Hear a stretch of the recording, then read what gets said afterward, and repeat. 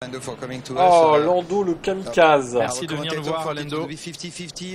Nos commentateurs étaient séparés, divisés sur l'incident, mais on a été surpris que vous admettiez immédiatement ce qui s'est passé.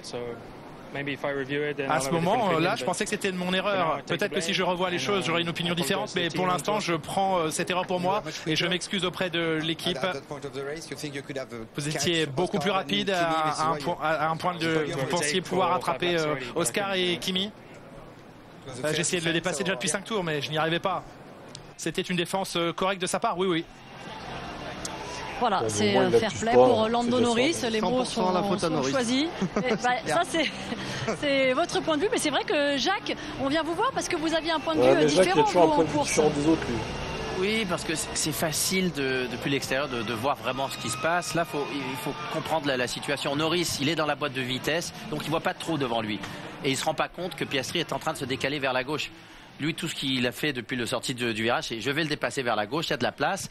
Il se décale légèrement et Piastri réagit dans ses rétros. Et ça, c'est ce que la règle ne veut pas. Et ça, c'est ce que l'on ne voit pas vraiment de l'extérieur. Donc, il le fait discrètement, tranquillement. Mais en bout de ligne, il n'est pas supposé le tasser comme ça.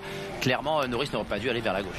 Ah mais là où je suis pas d'accord, c'est qu'il le tasse pas, hein, parce que jamais Norris est à côté. Norris prend l'aspiration derrière Piastri, Piastri l'emmène sur la gauche, comme si on défendait dans un virage. En fait, on peut prendre l'intérieur et freiner à l'intérieur. Si on bouge pas sur les freins, pas de souci. Là, Piastri était complètement dans son droit, il est à gauche. Jamais Norris monte la roue, ou ne serait-ce que l'aileron à côté de la voiture de Piastri. La voiture de Piastri qui passe juste à côté de nous. Vous pouvez le voir même à l'arrière, ça n'a pas touché encore, non, c'était plutôt propre.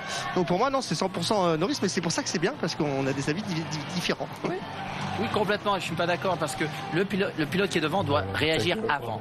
Le pilote qui le suit est à moins d'1 mètre, c'est trop tard pour prendre une décision d'aller bloquer vers l'intérieur. Ça, il faut le décider à l'avance. Le pilote qui arrive avec de l'élan est déjà sur sa lancée et on voit souvent des accidents de la sorte où on dit ah, il n'était pas à côté, il l'a pas tassé. Non, c'est pas vrai, il arrive déjà avec beaucoup d'élan, la décision est déjà prise et là c'est trop tard pour tasser.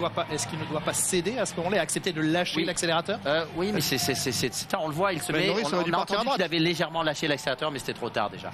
Norris aurait pu aller à droite et plonger à l'intérieur, suivre la trajectoire normale, aller chercher à l'intérieur et doubler par l'intérieur et enrouler sur l'extérieur dans le virage numéro 1.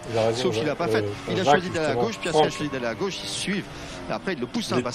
Franck. Bon, en tout cas, on va attendre la réaction de Piastri aussi, voir quel est son